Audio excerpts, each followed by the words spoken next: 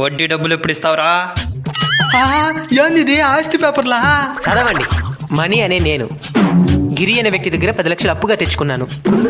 నేను ఆయనకి బాగా కావాల్సిన వాడిని కనుక నాకు జస్ట్ 10 రూపాయల వడ్డీకే డబ్బులు ఇచ్చినాడు. ఇప్పుడు నేను ఆయన టార్చర్ తట్టుకోలేకుండా ఊరేసుకొని తెచ్చిపోతున్నాను.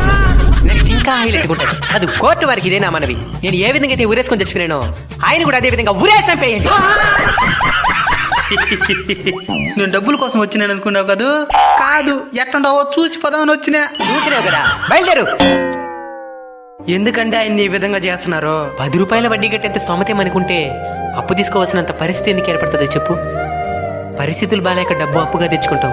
ఈ డబ్బుతో ఆ పరిస్థితుల్ని బాగు చేద్దాం అనుకుంటాం. కానీ ఈలోపే ఈ అప్పే పెను ప్రమాదంగా మారిపోతా ఉంది. ఒకటి డబ్బు కట్టేంత సమయమైనా ఇవ్వాలి, లేదా వడ్డీ డబ్బులైనా తగ్గించాలి.